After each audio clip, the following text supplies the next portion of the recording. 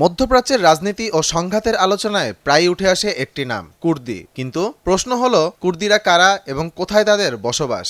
বিশ্বের সবচেয়ে বড় রাষ্ট্রবিহীন জাতিগোষ্ঠীগুলোর একটি হলো কুর্দি জনগোষ্ঠী। বিভিন্ন গবেষণা অনুযায়ী বিশ্বজুড়ে তাদের সংখ্যা প্রায় 4.5 কোটিরও বেশি। নিজস্ব ভাষা, সংস্কৃতি ও পরিচয় থাকা সত্ত্বেও এখনও পর্যন্ত তারা কোনো স্বাধীন রাষ্ট্র প্রতিষ্ঠা করতে পারেনি।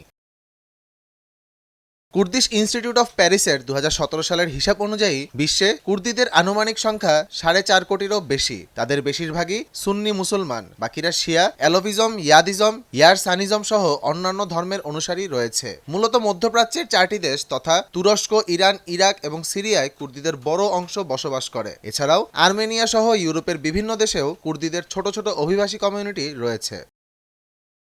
ভাষা ও সংস্কৃতিতে স্বতন্ত্র পরিচয় থাকা সত্ত্বেও দীর্ঘ ইতিহাসে নিজেদের স্বাধীন রাষ্ট্র গড়তে পারেনি কুর্দিরা। প্রথম বিশ্বযুদ্ধের পর 1920 সালে স্বাক্ষরিত ট্রিটি অফ সেভরেসে কুর্দিদের জন্য একটি স্বাধীন রাষ্ট্র গঠনের সম্ভাবনার কথা উল্লেখ ছিল। তবে মাত্র 3 বছর পর নতুন তুর্কি রাষ্ট্রের প্রতিষ্ঠাতা মুস্তফা কামাল আতাতুর্ক সেই চুক্তি প্রত্যাখ্যান করেন।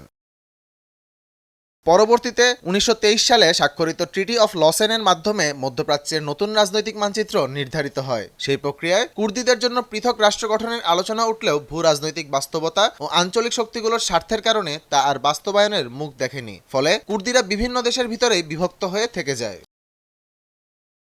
বর্তমানে ইরাকের উত্তরাঞ্চলে কুর্দিদের একটি স্বায়ত্তশাসিত অঞ্চল রয়েছে, যা কুর্দিস্তান রিজিয়ন নামে পরিচিত। সেখানে কুর্দিদের নিজস্ব সরকার ও প্রশাসনিক কাঠামো বিদ্যমান রয়েছে। অন্যদিকে তুরস্ক ও সিরিয়ায় কুর্দিরা দীর্ঘদিন ধরে রাজনৈতিক স্বীকৃতি, সাংস্কৃতিক অধিকার এবং অধিক স্বায়ত্তশাসনের দাবিতে আন্দোলন চালিয়ে আসছে।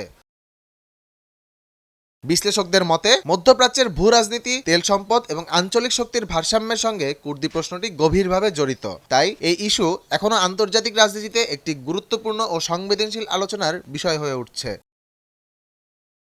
আহমদ জামিল হক, নয়া দিগন্ত।